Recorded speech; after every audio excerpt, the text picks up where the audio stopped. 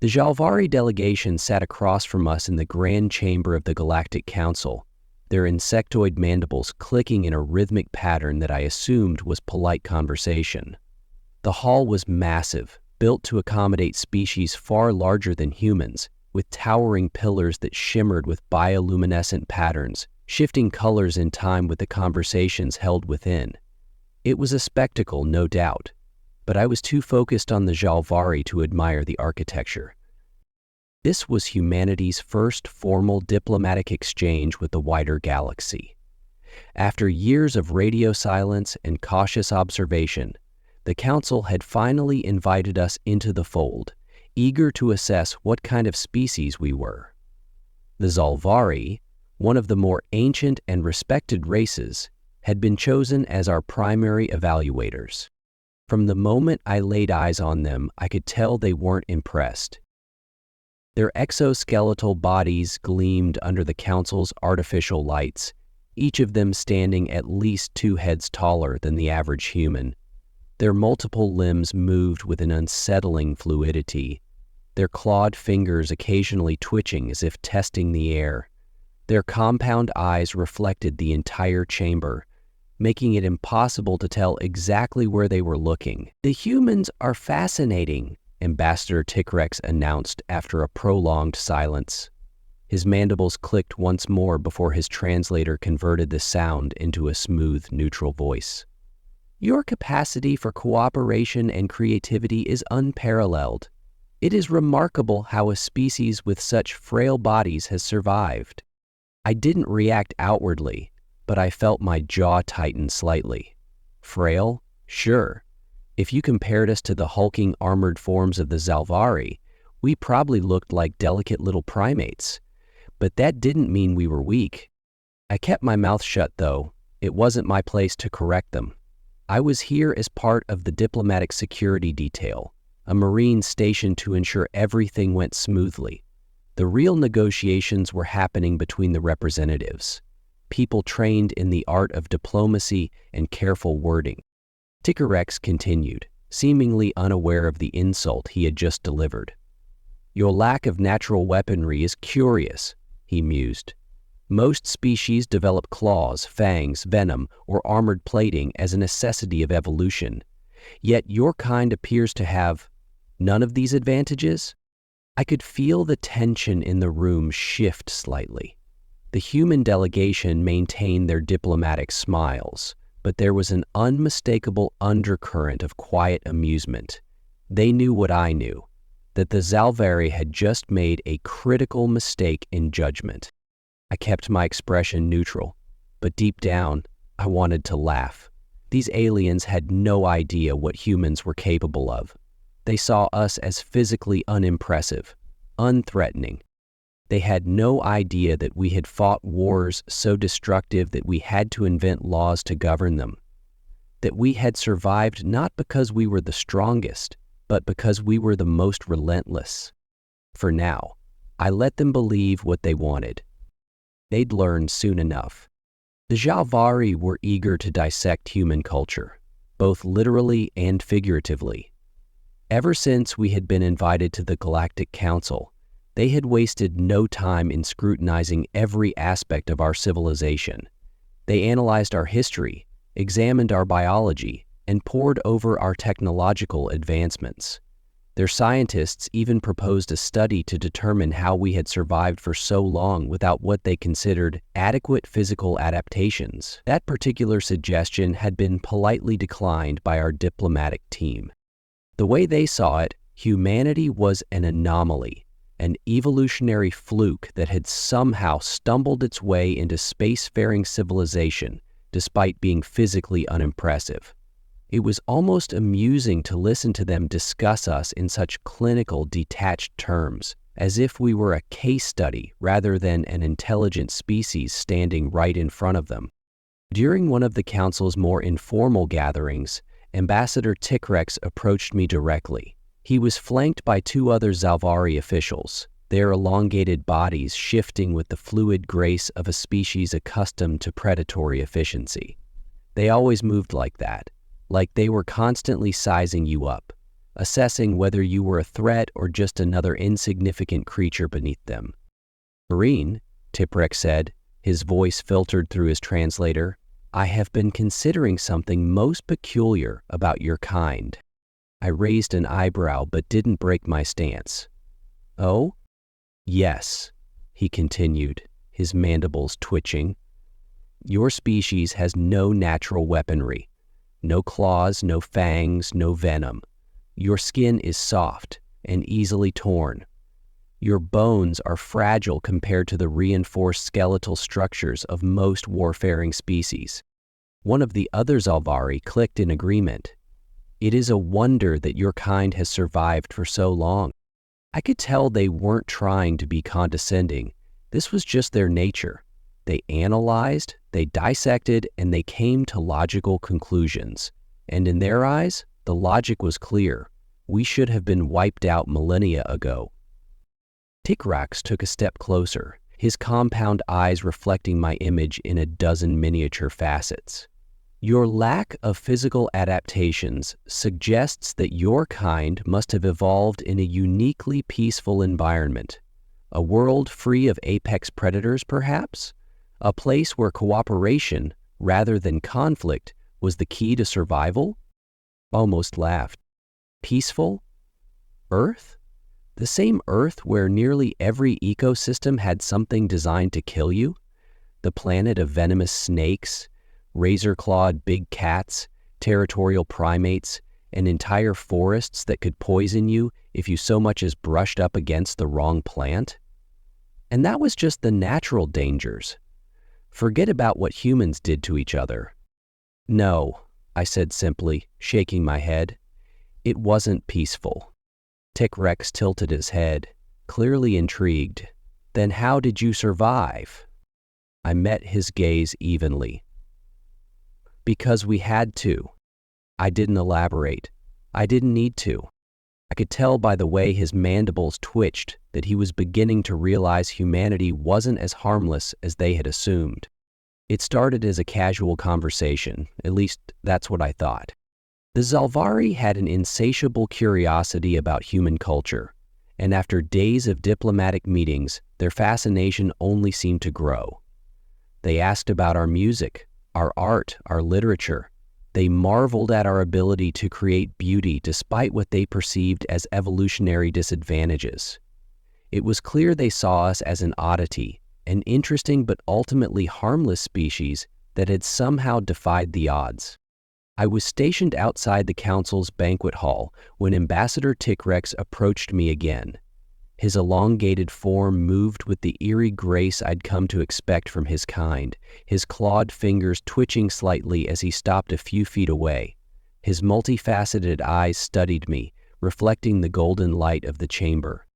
"Marine," he said, his translator smoothing out the series of sharp clicks that made up his native speech. "May I inquire about something I came across in your historical archives?" I shifted slightly, adjusting my stance. "Depends on what it is." "This concept called war crimes." I blinked. That was definitely not the question I had been expecting. "What about it?" I asked cautiously. Tikrius tilted his head. "The phrase is contradictory. War by its nature is destruction. It is an act of violence carried out on a large scale. And yet your species has defined specific actions within war that are considered unacceptable." I exhaled slowly. "Yeah, that's right." Well, the way he asked it, completely neutral, almost clinical, made me realize something. He didn't understand. Not just the term, but the idea of it. The Zalvari were an old species. From what little I had learned about them, they didn't wage war the way we did. When they fought, it was swift and decisive. Entire civilizations would surrender before a battle even began, because the alternative was total annihilation. They didn't do prolonged conflict, they didn't do drawn-out campaigns, and they definitely didn't bother with rules. I wasn't sure how to explain it to him in a way that would make sense, but I figured I'd try. "War crimes are things you're not supposed to do even in a war," I said. like targeting civilians, using certain weapons, or torturing prisoners. Ticker-X's mandibles twitched. But war itself is an act of destruction. Would it not be more efficient to eliminate all potential threats, including civilians? I frowned. That's not how we see it. He studied me for a long moment. Your species has engaged in war many times, correct? I nodded. Too many. And yet you impose rules on yourselves? Not always, I admitted, but we try. Dickrick let out a low clicking sound. Fascinating. I didn't know it at the time, but that conversation would change the way the Zalvari saw humanity forever. The next day, I was summoned to a formal briefing with the Zalvari delegation. Apparently, my offhand explanation of war crimes had sent ripples through their ranks, and now they wanted a deeper understanding of human warfare. The diplomats hesitated at first. After all, we were trying to present ourselves as civilized members of the galactic community, not a race of war-hungry savages, but the Zalvari insisted. And before I knew it, I found myself standing in front of a room full of alien delegates, giving what was essentially a history lesson in human conflict. The room was vast, its walls lined with holographic projectors that displayed key moments in our past. I hadn't been the one to set up the presentation, but someone had pulled footage and records from every major war humanity had ever fought. Some of it was public knowledge, some of it was declassified, and some of it I wished we could have kept buried. I started with the basics.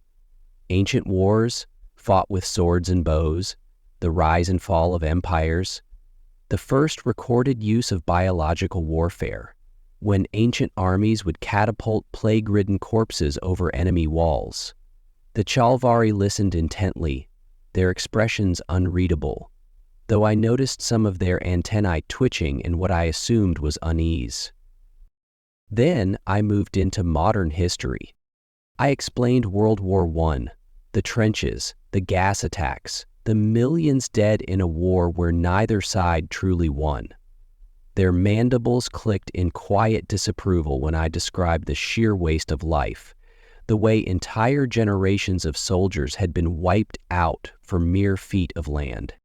Then came World War II, the Holocaust, the firebombing of Dresden, Hiroshima and Nagasaki.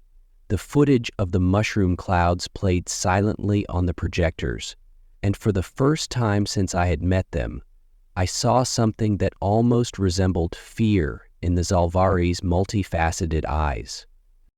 This, Tikrak said slowly, was considered necessary.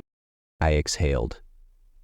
It ended the war, and yet, he murmured, the destruction was absolute.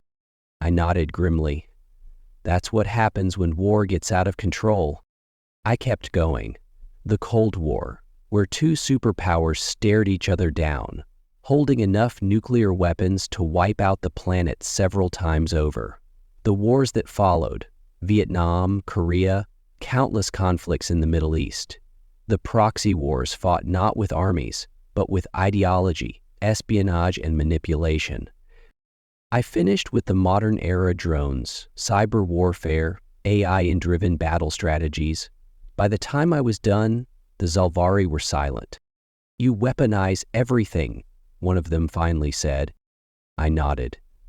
If it exists, we've probably found a way to use it in a fight.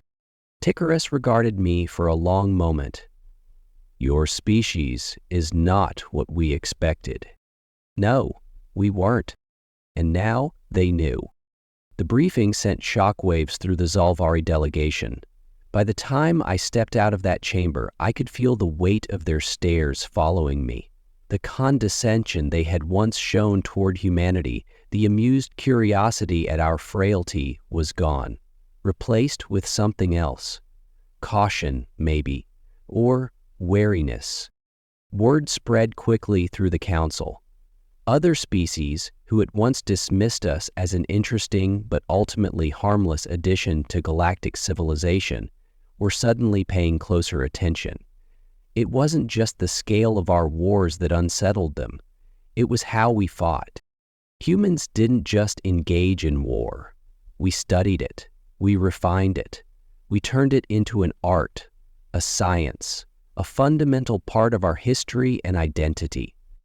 We had written rules for it, not out of kindness, but because we had learned the hard way that without rules, war would consume everything. Tikrit sought me out again, but this time he was different. His usual detached demeanor was gone. When he looked at me, there was an edge to his expression that hadn't been there before. He had questions. More than that, he had concerns. "Marine," he said, his mandibles clicking in a sharp, deliberate rhythm, "I have spent the last cycle reviewing the records you presented. I now understand why your species has survived, but I do not understand why you fight as you do."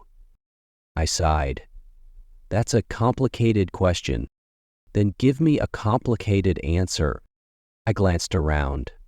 We were standing in one of the diplomatic corridors, away from the main chamber but still within the council complex. The polished walls shimmered with embedded circuitry, displaying soft waves of light that pulsed with every spoken word, translating conversations into data streams. It was beautiful in a way, peaceful. I leaned against the wall, crossing my arms. Humans fight because we have to. Because history has taught us that if we're not ready to defend ourselves, someone else will take what's ours. Survival isn't always about being the strongest. It's about being the most adaptable, the most prepared. Tikrex studied me. "That is logical, but your history suggests something more." I nodded. "Yeah, sometimes we fight because we don't know any other way, because war becomes part of us. Generations are raised on the conflicts of the past, learning from them, fearing them, preparing for the next one." I exhaled. "And sometimes we fight because we think it's the right thing to do." Tiktilus had to tilt his head. "The right thing?" I looked him in the eye. "We don't just fight to conquer. We fight to protect, to defend what we believe in, to stop things we see as evil." There was a long silence. "And yet," he finally said, "you still commit war crimes." I didn't flinch. "Yeah, because we're human." His mandibles twitched. "Terrifying." I smiled faintly. "Sometimes." The shift was subtle at first. The way the Exilvari carried themselves around us changed. More measured, more deliberate. Other delegations who had once regarded humanity as an oddity began to reevaluate their opinions.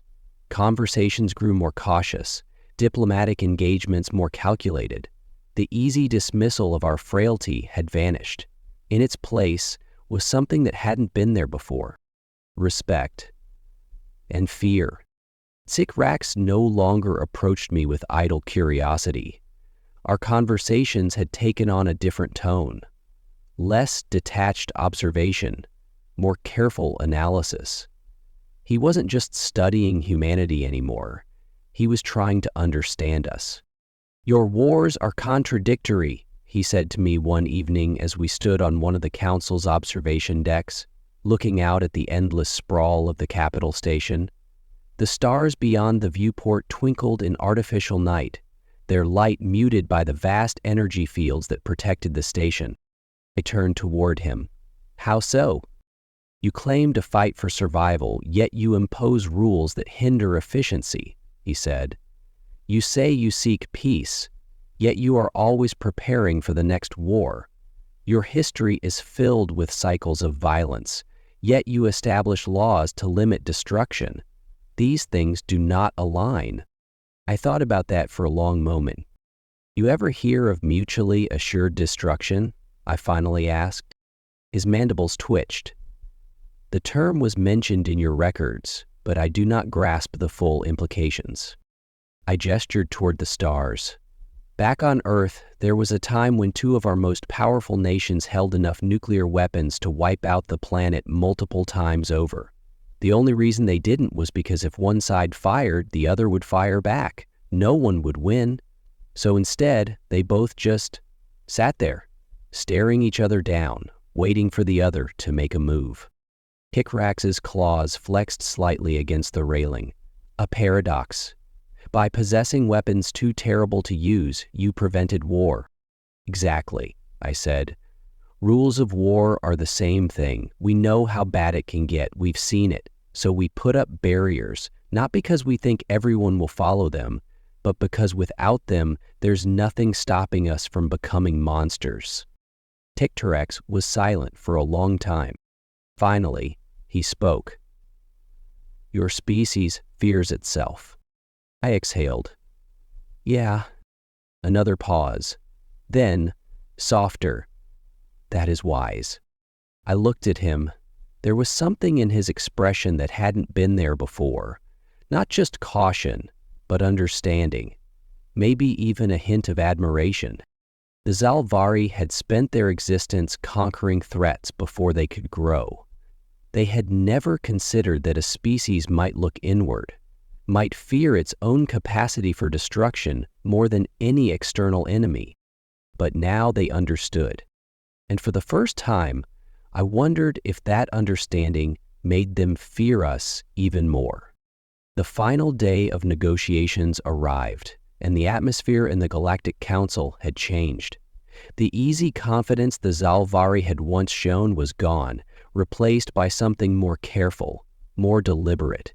Other species, who had barely given us a second glance at the beginning of these talks, now watched us with quiet contemplation.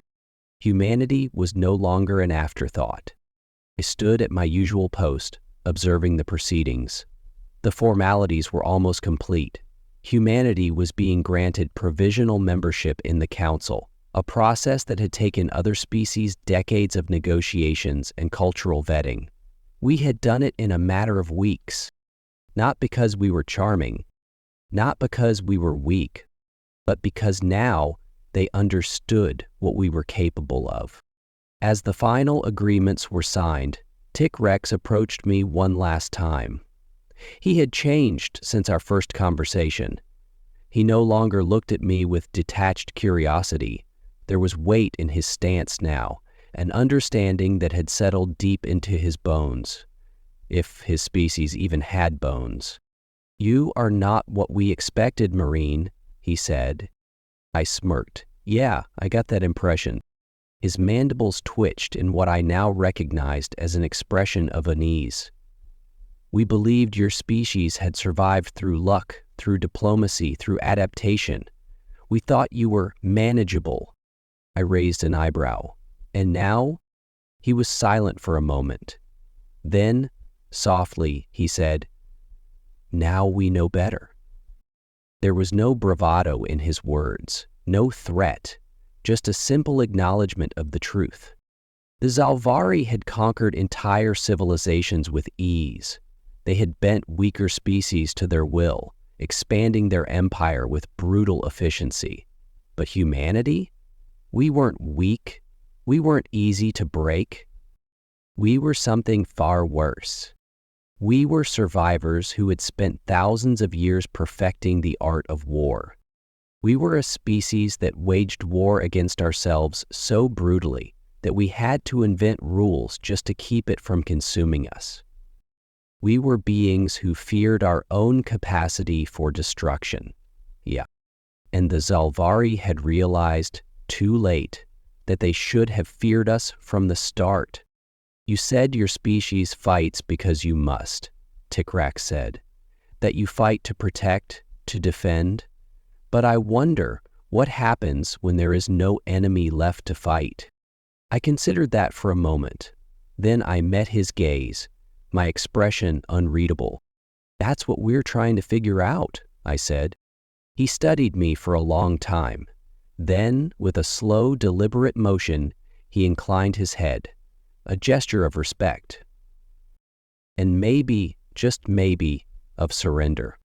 As he walked away, I glanced around the chamber. taking in the wary glances from the other species present. The diplomatic mission had been a success. Humanity had earned its place in the stars. Not because of our diplomacy, not because of our technology, but because, for the first time, the galaxy understood the truth. Humans were not to be underestimated.